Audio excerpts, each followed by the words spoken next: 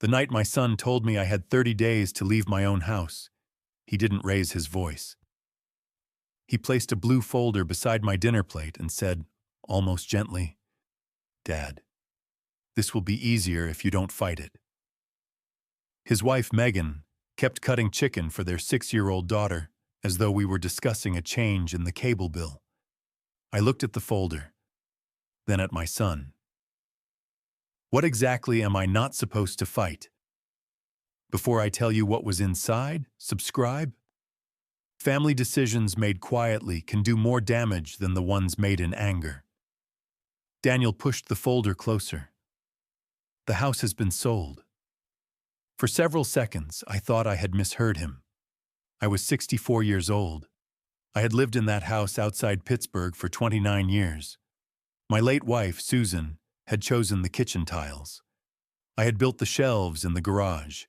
Every payment had come from my wages as an electrical supervisor at a steel processing plant. Daniel had moved back in 14 months earlier after losing his job. I had given him, Megan, and their daughter the entire second floor. I never charged rent, and now he was telling me the house had been sold. "My house?" I asked. Daniel exhaled through his nose. "Legally, it isn't just yours anymore." That sentence changed the room. I didn't open the folder. Not yet. I wanted to hear how far he was willing to go without hiding behind paperwork. "Explain that." Megan finally looked up. "Frank, please don't turn dinner into a scene." I ignored her.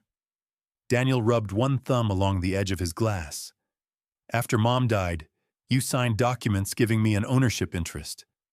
"No, I didn't." "You did. I signed beneficiary forms and a transfer agreement." I watched his face. Daniel had always touched the side of his neck when he lied as a child. He did it when he broke a neighbor's window, when he skipped school, and when he borrowed my truck without permission at 17. That night, his hand remained flat on the table. Either he believed what he was saying, or he had practiced it. I opened the folder. The first page was a purchase agreement. Our address appeared at the top. The sale price was $485,000. Below it was the name of a property investment company I had never heard of. The closing date was 3 weeks away. I turned the page. There was a copy of a deed recorded 9 months earlier. Owner, Franklin Hayes and Daniel Hayes, as joint tenants with right of survivorship. My signature appeared at the bottom. It looked like mine, close enough that I understood why a clerk might accept it, but I had not written it. I set the paper down. "When was this recorded?" Daniel's voice became quieter. "Last November." "You've known for 9 months?" "We were waiting for the right time. The right time to tell me you had added yourself to my deed." Megan placed her fork down. "The house needed repairs you couldn't afford. I replaced the roof 2 years ago. The foundation has issues." "What issues?" She glanced at Daniel. He answered, "There's moisture in the basement." "There has been moisture in that basement every spring since 1997. Neither of them responded. I turned another page. A notice from the buyer stated that the property had been inspected twice. Twice. I had been home most evenings. Someone had entered my house without my knowledge. "When did they inspect it?" Daniel stared at his plate. "While you were at work." I had retired 6 months earlier, but I still helped my former employer 2 days a week. They had used those days. The realization didn't make me shout. It made me careful. I closed the folder. "Who has the money from the deposit?" Daniel looked relieved, as though my question meant I had accepted the sale. "It's in escrow." "How much?" $25,000. "And what happens to it if the sale doesn't close?" Megan answered this time. "We could lose it." "We?" Her jaw tightened. Daniel and I signed the agreement, using a deed with a signature I didn't write. Daniel leaned forward. Dad, I watched you sign it. When? After your surgery. I stopped. 3 years earlier, I had undergone shoulder surgery after a fall in the garage. For several days, I had taken prescription pain medication. Daniel had stayed with me during the first week because Susan had already passed away. I remembered signing insurance forms, a pharmacy authorization, a short-term medical directive. I did not remember signing anything involving the house. What date? I asked. Daniel pulled out his phone. March 17th. I knew that date. It was 2 days after the surgery. I had spent most of that day asleep in a recliner. You brought property papers to me while I was medicated? You were alert. That isn't what I asked. He looked away for the first time. Megan stood and carried their daughter's plate to the sink. Frank, the sale solves several problems. What problems?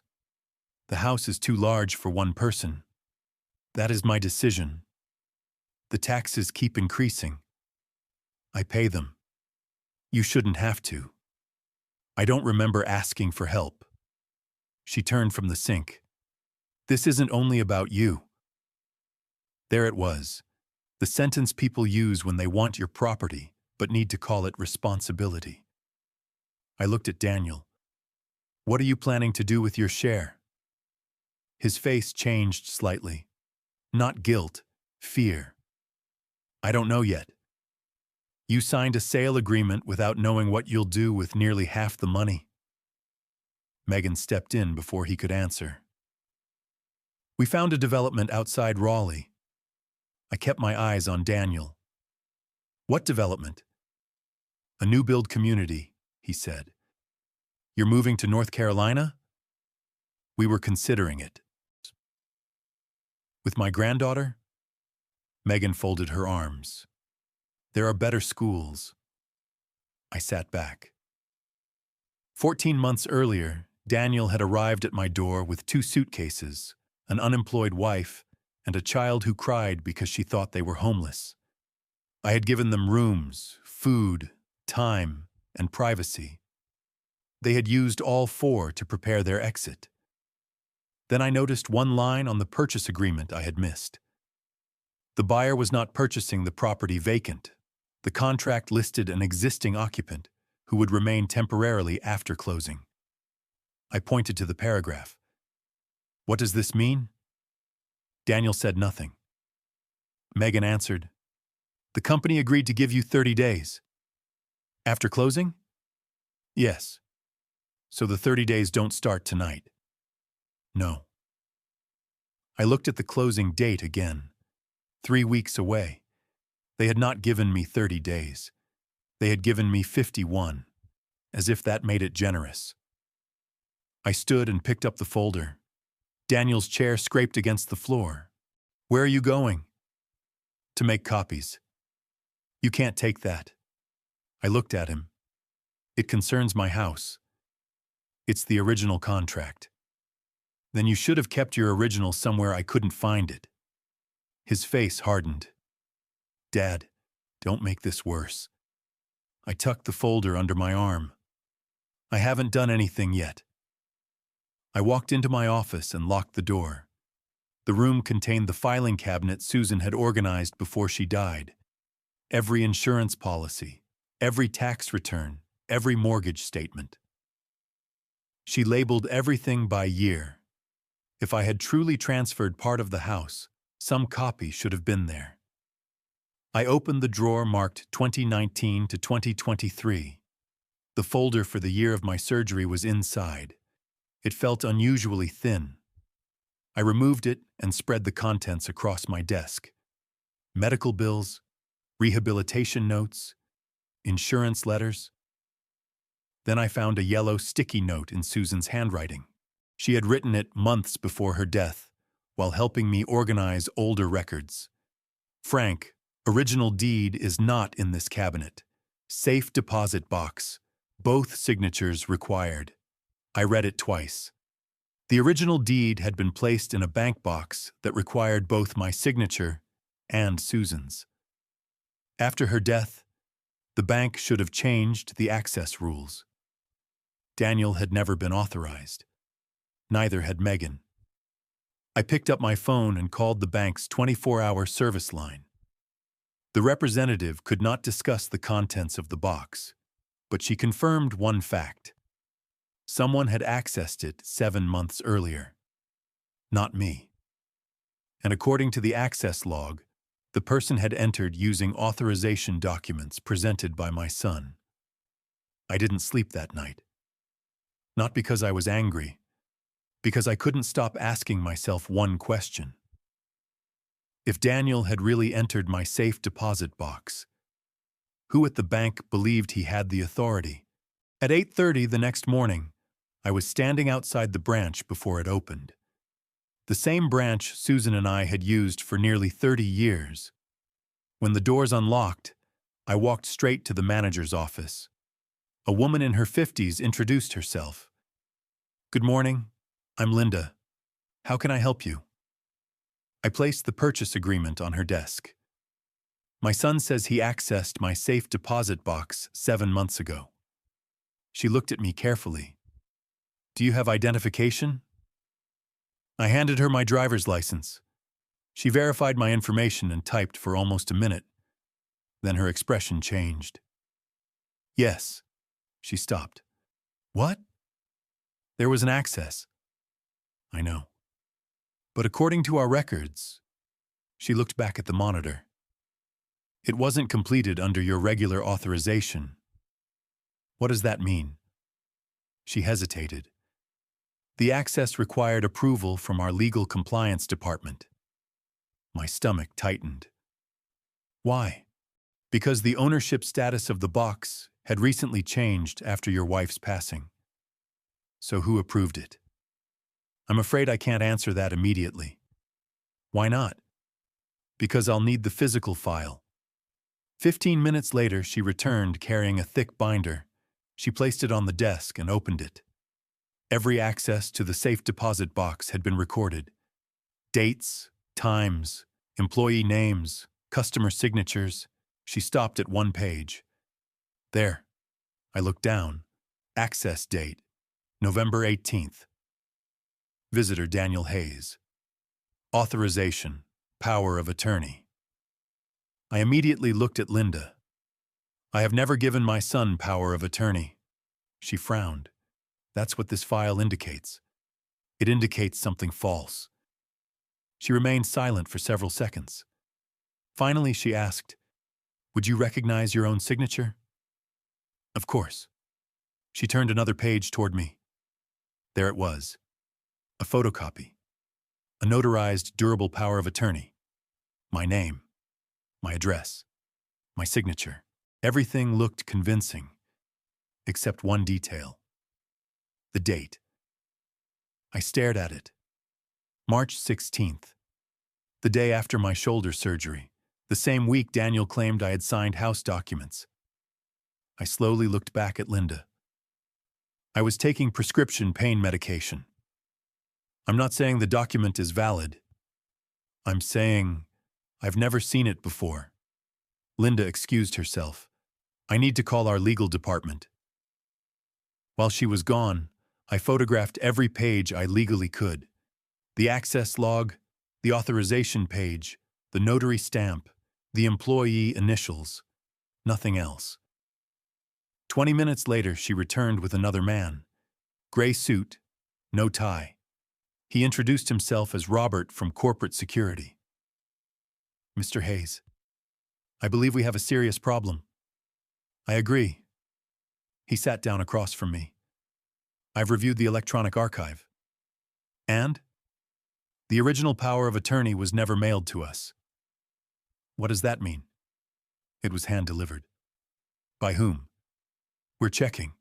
He paused. "There's something else." "What?" "The employee who accepted the document no longer works here." "Did she retire?" "No. She resigned unexpectedly." When? 3 weeks after your son accessed the safe deposit box. I drove directly to David's office. He listened without interrupting. When I finished, he leaned back in his chair. This just became much bigger. You think the document is forged. I think we don't assume anything. What do we assume? He tapped the copy of the power of attorney. We verify. He picked up a magnifying glass from his desk. Not because he expected to solve the case with it, because he always started with small details. He examined the notary seal, then the page numbers, then the signatures. Finally, he looked at me. This notary office still exists. So we don't speculate. We go there. The notary office was 40 minutes away. An elderly receptionist greeted us politely. David handed her the copy. We'd like to verify this notarization. She disappeared into the back office. 5 minutes later, another woman appeared. I'm Patricia, the supervising notary. She studied the document for less than 30 seconds, then looked directly at us. I remember this seal. You do? Yes. It belonged to one of our former associates. Former? She left 2 years ago. David nodded. Can you confirm this document was notarized here? Patricia didn't answer immediately. Instead, she walked to a filing cabinet. She searched several folders, then returned with a ledger. Every notarization completed in that office had been recorded by date. She found March 16th, ran her finger slowly down the page, then stopped. She looked at me. I'm sorry. This document number doesn't belong to a power of attorney. David leaned forward. What does it belong to? She turned the ledger toward us. The entry was unmistakable. The notarization number printed on my supposed power of attorney had actually been assigned to a young couple signing paperwork to purchase their first condominium. Neither David nor I spoke for several seconds. The notary ledger remained open between us. The document number printed on my supposed power of attorney belonged to a completely different transaction. That meant one thing. Whoever created my document hadn't simply forged a signature. They had copied a real notarization number, hoping nobody would ever compare it against the original records. David finally broke the silence. May I have a certified copy of this ledger entry? Patricia nodded. Yes. But I'll also prepare a written statement confirming that this number was never assigned to a power of attorney. That would help. It may help more than you think. 20 minutes later, we left with 3 certified documents. As we walked toward the parking lot, David looked unusually serious. Frank, what? Whoever prepared those papers understood legal documents. You think it wasn't Daniel? I don't know. But this wasn't amateur work. He held up the forged copy. Someone knew which seals looked authentic. They knew how banks process paperwork. They knew how to make employees stop asking questions. He folded the papers carefully. I don't think your son invented this. Instead of driving home, David suggested one more stop. The county recorder's office. I looked at him. We already have the deed. We have a copy. I want the recording package. What difference does that make? The clerk doesn't just receive one page. They receive an entire submission. Sometimes people forget what else they leave behind. The recorder's office occupied the 3rd floor of the county administration building. After showing identification, we requested every document connected to the deed recorded 9 months earlier. The clerk disappeared for nearly half an hour. When she returned, she carried a thick envelope. David smiled slightly. That's more like it. We spread everything across a large review table. The forged deed, Transfer tax forms, cover sheets, receipt, recording request, copies of identification, everything submitted that day. David examined each page slowly. He never rushed. He believed mistakes revealed themselves to patient people. Then he stopped. Frank. What? Look at this. He pointed to the payment receipt. Recording fees had been paid by cashier's check. Nothing unusual. Until we looked closer. Purchaser, North Valley Title Services. I frowned. I've never heard of them. Neither have I. David took out his phone. 5 minutes later, he looked back at me. Interesting. What? This company doesn't prepare deeds. What does it do? It provides mobile closing services. So someone hired professionals. That sentence stayed with me. Someone hadn't simply printed forms at home. Someone had spent money. Quite a bit of it. David asked the clerk another question. Do you happen to keep surveillance footage? She shook her head. Not after 9 months. I expected that. What about visitor logs? We still have those. She printed another sheet. Everyone entering the recording office had signed in. Date, time, purpose, visitor name. At 10:14 a.m., one name appeared. Daniel Hayes. At 10:16, another name appeared. North Valley Title Services. David tapped the page. They arrived together. On the drive back, I finally called Daniel. He answered almost immediately. Dad, we need to talk. I don't think that's a good idea right now. I wasn't asking. Silence. Then he sighed. What do you want to know? I want the truth. You already have it. No. I have documents. I don't have the truth. He remained quiet. Then he surprised me. So come to the house tonight. Our house. Whatever you want to call it. Megan won't be there. Where is she going? To her parents. And your daughter? With her. For the first time since this nightmare began, my son wanted to meet alone. That evening I arrived exactly at 7.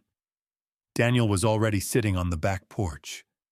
2 cups of coffee rested on the table, just like we used to do on Sunday mornings years ago.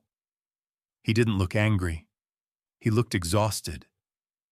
Before I could sit down, he spoke. I need you to believe one thing. I don't know if I can. I never forged your signature. I studied his face. He wasn't looking away. He wasn't defensive. He looked defeated. Then who did? Daniel stared into his coffee for several seconds. Finally, he whispered, I didn't even know those documents existed. Until someone showed me they had already been prepared. I didn't answer immediately. Daniel had just said something that changed the direction of everything. I didn't even know those documents existed. Until someone showed me they had already been prepared. I watched him carefully. People usually looked away when they lied. Daniel didn't. He looked embarrassed, ashamed, but not surprised. Who showed them to you? He wrapped both hands around his coffee mug. I can't tell you. You can't, or you won't. They'll destroy everything. I leaned back in my chair. My house is already being sold. What else is left to destroy? For almost a minute, neither of us spoke. The only sound came from the wind moving through the maple trees Susan had planted 20 years earlier. Finally, Daniel looked at me. You remember when I lost my job? Of course.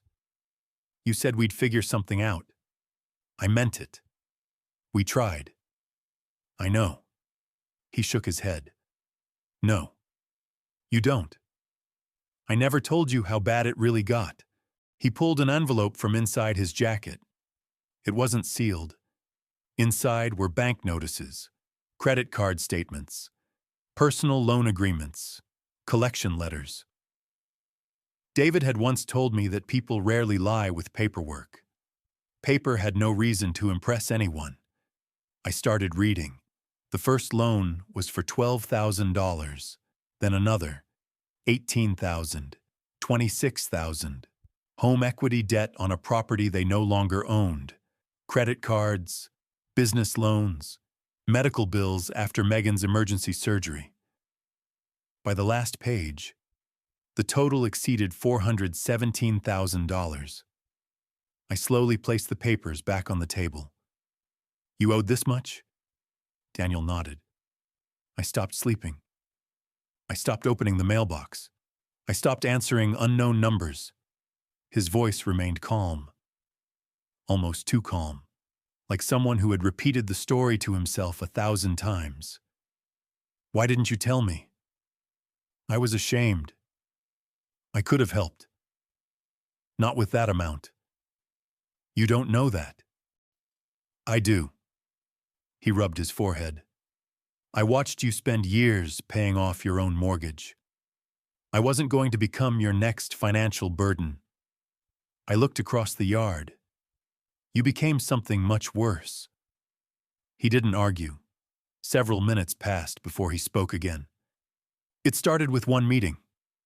What meeting? A financial consultant. What was his name? I never knew. You never asked?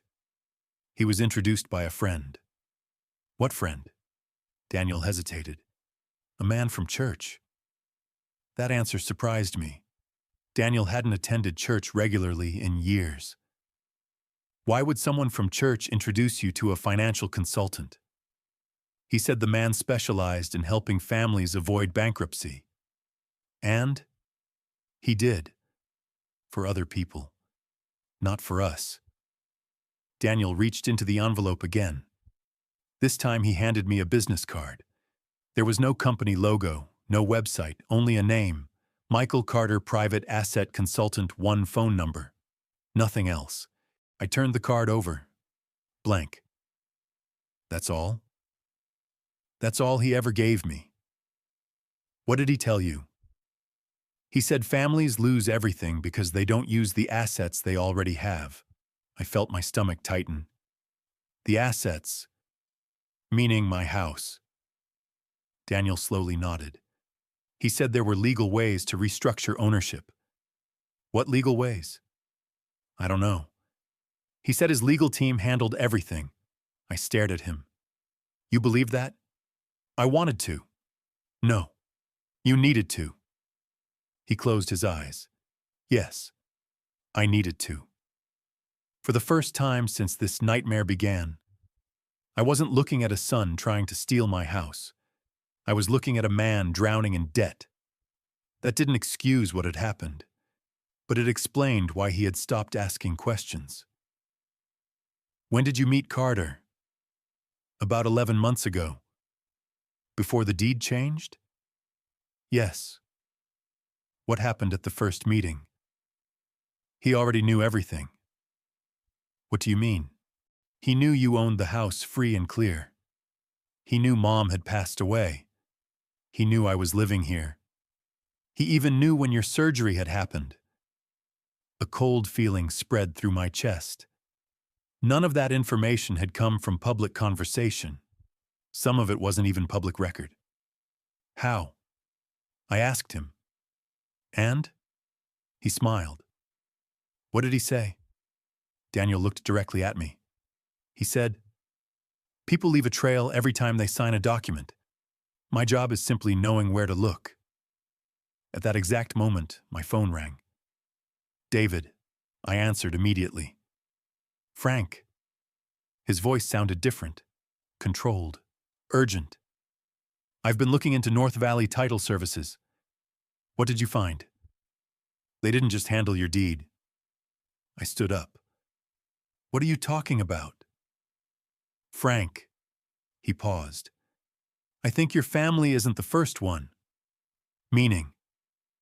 I've found 4 nearly identical property transfers. Same paperwork. Same title company.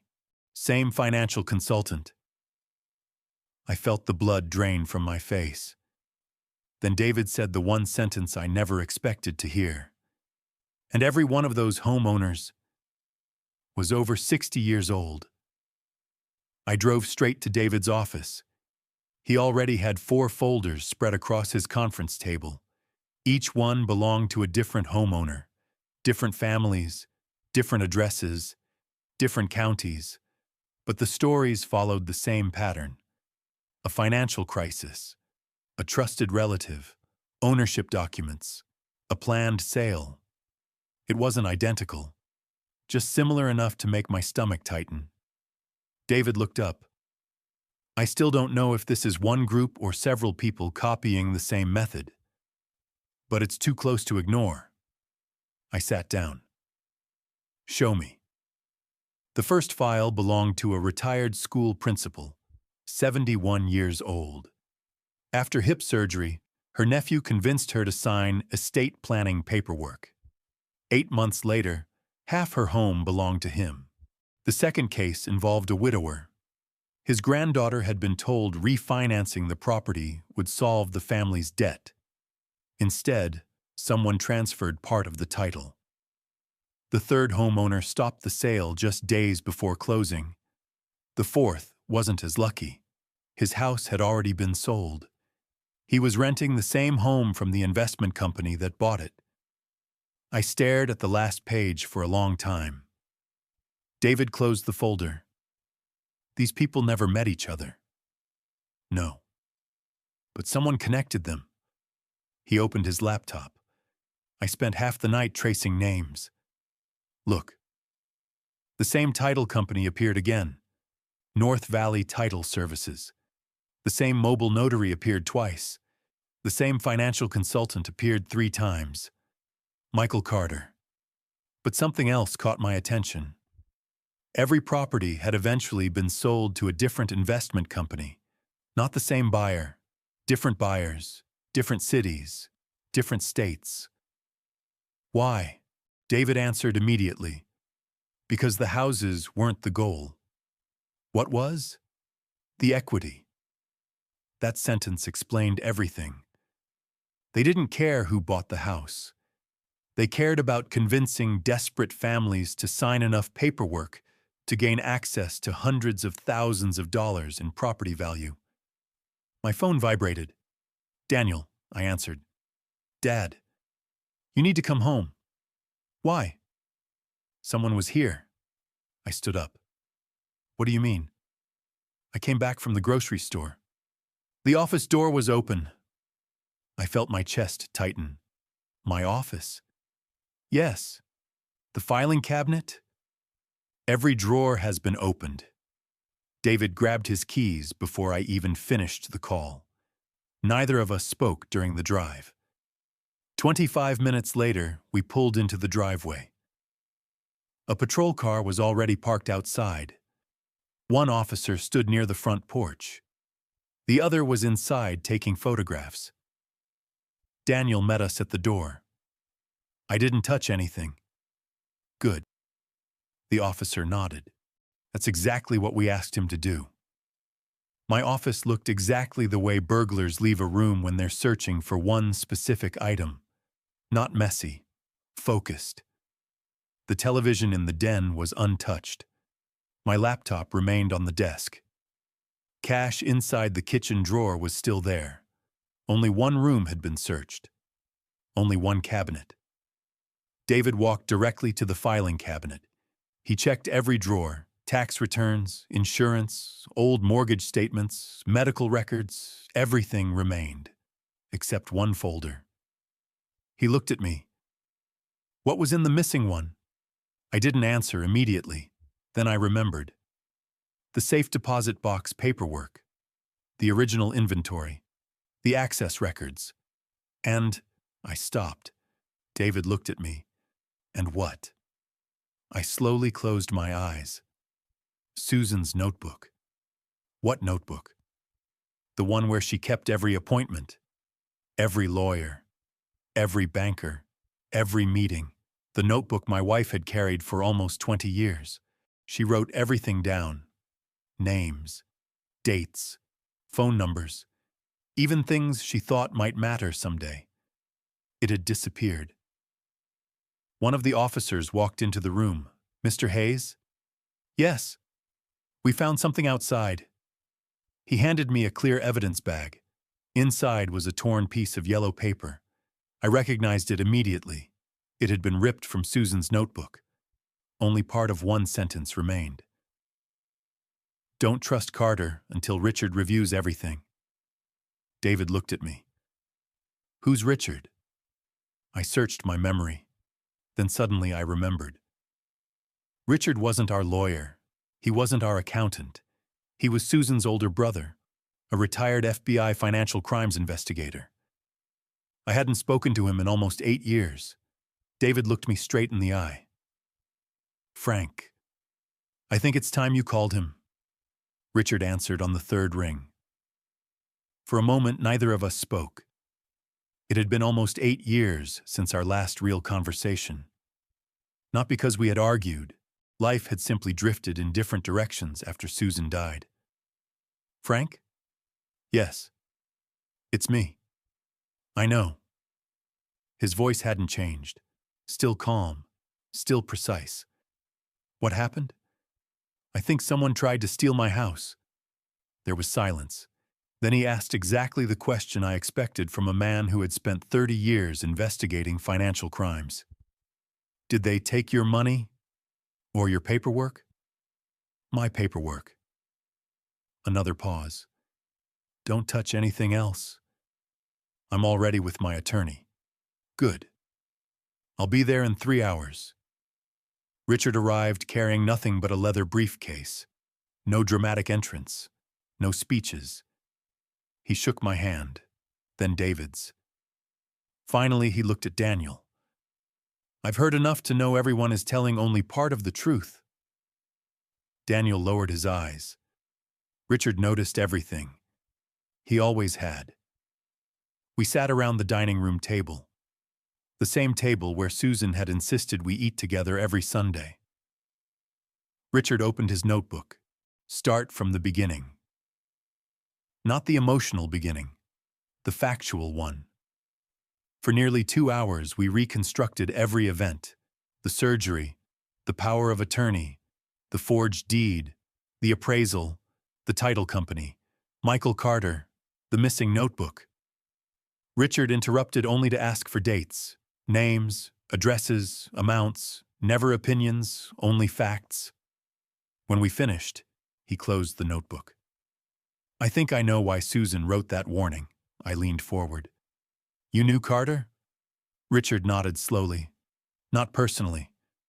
But I knew people who worked with him." The room became completely silent. He wasn't a lawyer. He wasn't a financial planner. He wasn't even licensed to give investment advice. So what was he? Richard looked at me. "A recruiter." "For whom?" He folded his hands. "For organized property fraud." Daniel frowned. "I don't understand." "You weren't supposed to." Richard continued. "They never begin by stealing a house. They begin by finding someone desperate." He looked directly at Daniel. "Debt." Then at me. "A valuable property." Then at David. "And enough paperwork to make everything appear voluntary." Every sentence fit perfectly, like another missing piece of the puzzle. Richard opened his briefcase. Inside was an old investigation binder. "I retired before we could finish this case." He slid several photographs across the table. Different people, different homes, different states.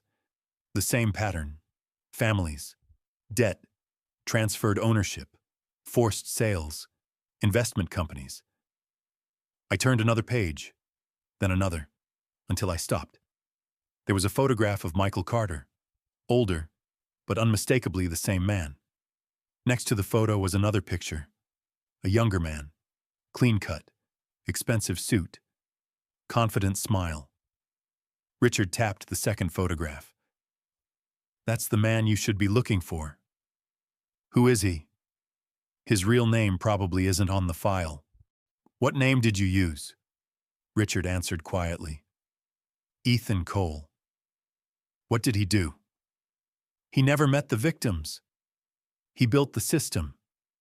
The recruiters found desperate families. The title companies moved documents. The shell companies bought the houses. But Ethan designed the entire operation. David looked through the investigation file, then stopped.